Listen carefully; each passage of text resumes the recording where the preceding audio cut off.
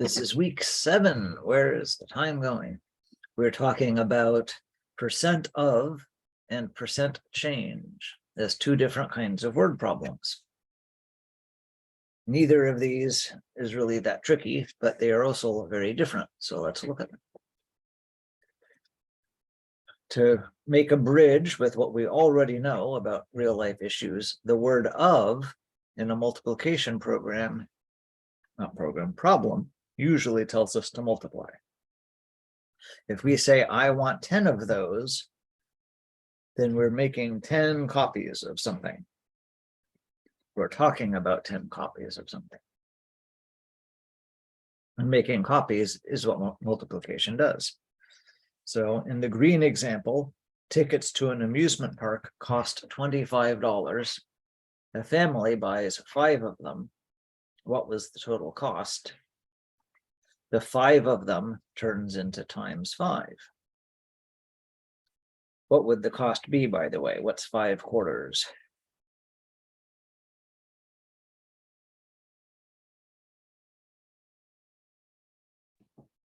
$125. $125. If you need to, you could always go to a calculator and say 5 times 25 and get the answer. With the blue problem, grading a certain math test takes an instructor 7 minutes. The class of 30 students takes the test. How long will the instructor be grading? So here the word of was in a class of 30. And that made it into a times 30. So 7 times 30, it'll be 7 times 3 with a 0 at the end. So 7 times 3 is 21. And there we go. The little note at the bottom warns us of doesn't tell you to multiply 100% of the time. Sometimes there's a division problem that you can kind of awkwardly force English language around in a way that does have the word of. In a tank of 10 fish, 8 are guppies. What fraction of the fish are guppies? So we know that pieces out of a whole is division, right? Parts divided by total, that's division. And you can make a word problem have of that's division, but you won't see those very often. Does it make sense that in here we're not making copies of the guppies or looking at copies of the guppies? The way here we have 5 copies of a ticket, or here we have 30 copies of 7 minutes. Yes. So of means multiply, and that doesn't change if we have fractions or things like that. So now back to a green problem. In a sports program with 350 children, 3/7 of them are boys. How many boys are in the sports program? So this is just going to be 350 times 3/7. How would you do that? On a calculator, when you see a fraction, you can put it as division. And sometimes you would need to put parentheses around it, but if it's at the end of this type of percent of problem, you don't need that because we're just going left to right with multiplication. Remember with PEMDAS that multiplication and division have equal priority, so we're just going left to right. So I can just do 350 times 3, treat this as division, and then 7. So 350 times 3 divided by 7 and 150. This online calculator likes making division look like fractions. If yours doesn't, it still gives you 150 as the answer.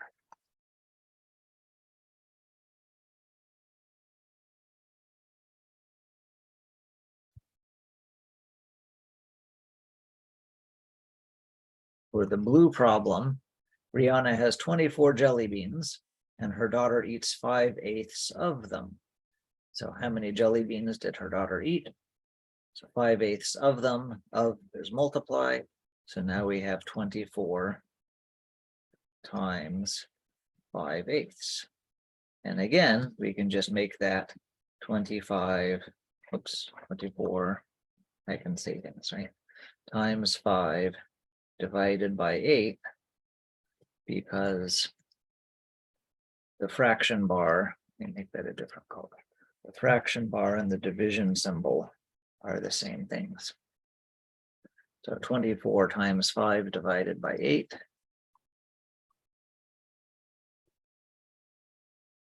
So 15.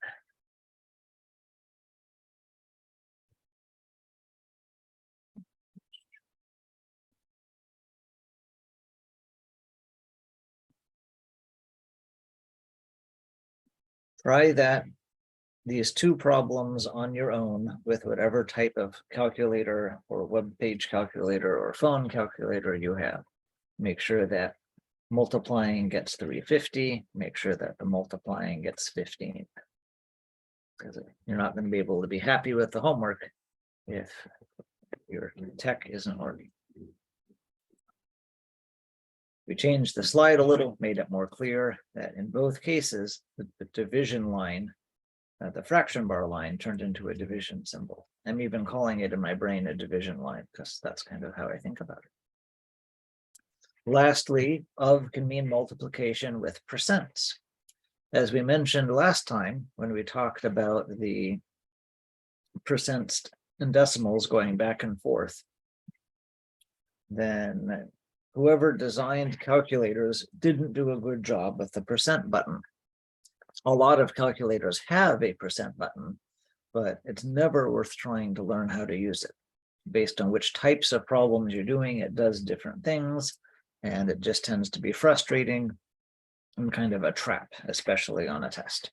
It is so much easier to use riplop right into percent, left out of percent. I can write that. Right into percent and left out of percent. That's so much faster and more reliable that that's what we'll do. And remember that you always scoot twice, because percent is always about 100 with 2 zeros. So if you give me a problem that has of and a percent, then I'm just going to take the percent and do the riplop and multiply. And these start looking very repetitive, which is nice because repetitive is sort of, we can mimic it. It is soothing. There we go. Are we going right now into or out of percent?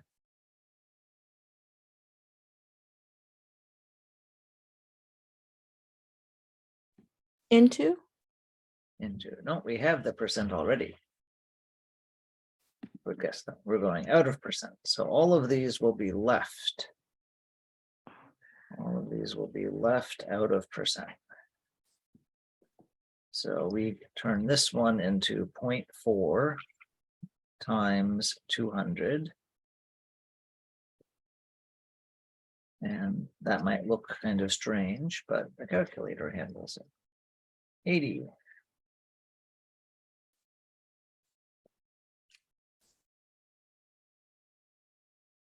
Or for the blue one, now it's 0.44 times 50.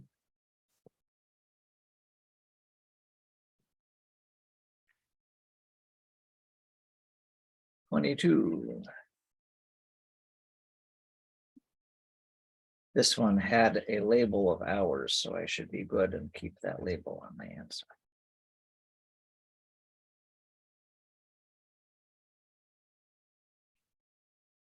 So there were two steps. One step was so quick that I didn't even really make it its own line. It's just scoot the decimal point twice to get out of percent. Change 40% into 0.4 or change 44% into 0.44, right? Scoot, scoot, there we go. Then we multiply by the other number and we're done. You can do that. If you want to impress your friends, sometimes there's a switcheroo trick. when you are multiplying a percent by a normal number, you can switch which one is the percentage. So this first problem, we can switch the 40 and the 200, and that makes it easier. What is 200% of 40? Well, twice 40, 200% is twice 100%, twice the original. That's just going to be 80. Or for the blue one, we can switch the 44 and the 50, and 50% means half of something. So what's half of 44 hours? 22 hours. That's often not helpful, because if the other number isn't something convenient to think about with percentages, like 50 or 100 or 200, then it doesn't help you to switch them. But every now and then you'll luck out and get problems like this and can impress your friends and family and neighbors.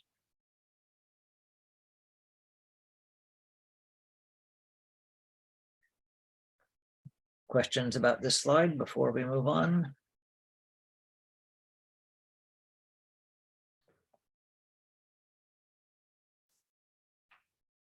Okay. When do you use this? A common time is tipping at a restaurant. I know that my grandmother used to have a little business card kind of thing with small fine print that would tell you the tip for 10 or 15 or 20% of different meals. So she could take that out at a restaurant before everyone had calculators and phones on them. These days, we can just do this there. If it is 15%, you multiply by 0.15. If it's 10%, you multiply by 0.1. You're just scooting the decimal point twice. But there's a mental shortcut to this also, if you want to impress your friends and family. 10% of a number is just scooting its decimal place once to the left. If we're multiplying by 0.1, because 10% is going to ripple up into 0.1.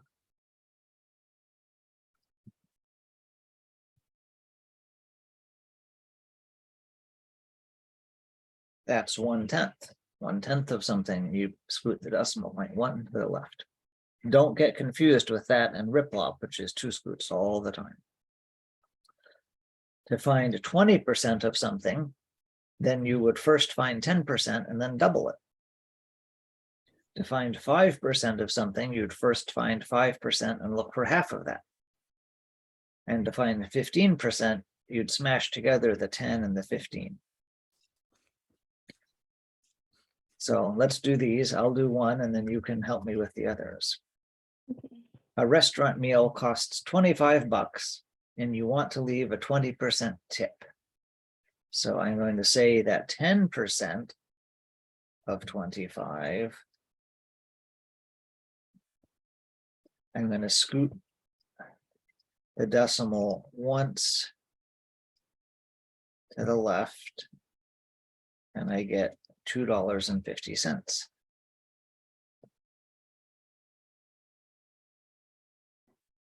I want 20%. So I'm going to double that.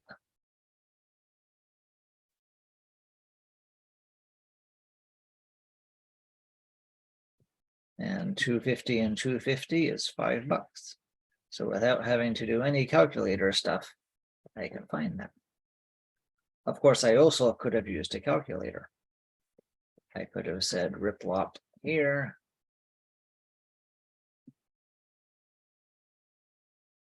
Point 2 times 25.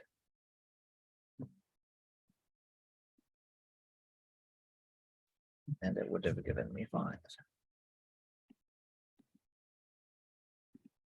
Okay, blue one, you try and do it.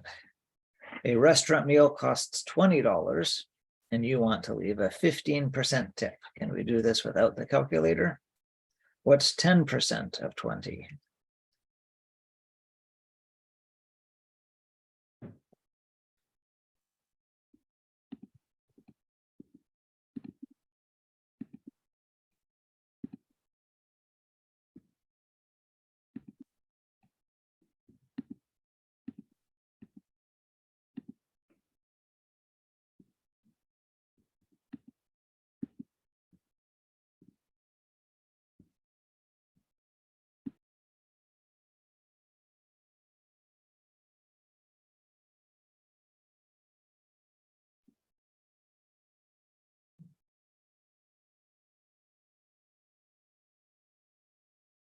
Don't think too much. Again, all we're doing is 1 decimal point left because that's what 10% is.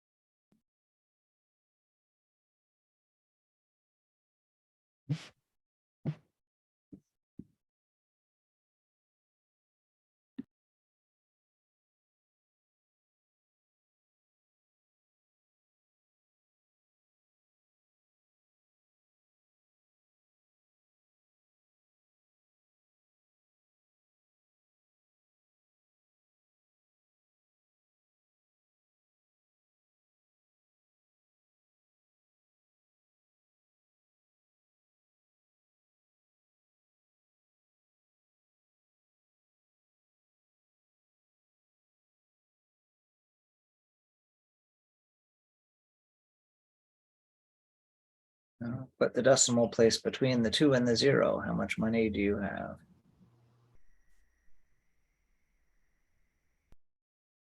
$2. $2. We want a 15% tip. So 15 is 10 and half of 10. So 15% is that and half of that.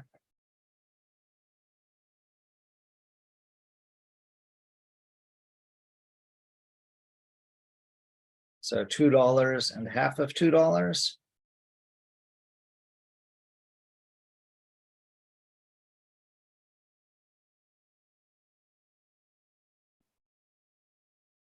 Two and 1 is 3.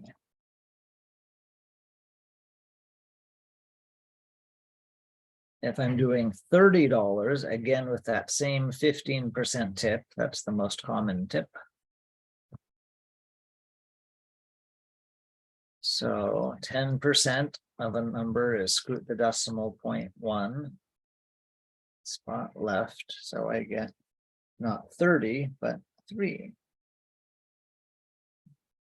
And the same as, 15% is that and half again. So 3 and half of 3 is $1.50. So $4.50.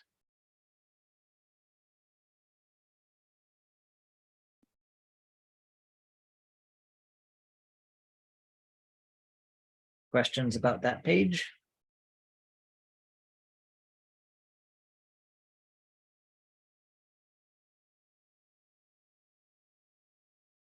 Remember that you can always just multiply it with a calculator. Take the 15%, make that 0.15, and then multiply it by your restaurant bill, and you get the same thing, the $4.50. Notice that the word of didn't appear in the last problem we did. A restaurant meal costs $30. How much is a 15% tip? But we could rephrase it to ask, what is 15% of 30? In other words, just having the option to rephrase the situation as percent of still says, yes, we should just multiply. As another note, tipping is an instance where estimating is useful. My restaurant bill probably doesn't look like some nice round number like 30. It's going to be something strange.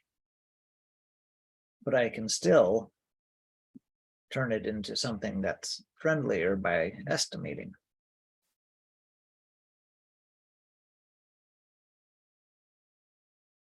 For the bottom two problems, do you want me to do those now, or do you want to have them as something to try as homework?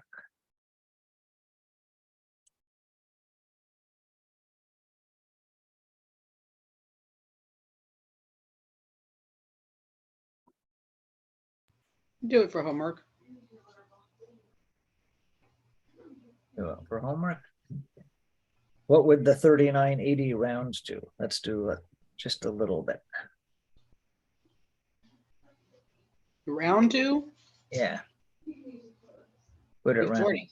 40. So you want 15% of 40. And you can do that, very similar to these. Or just use the calculator to multiply. Okay. Stop recording.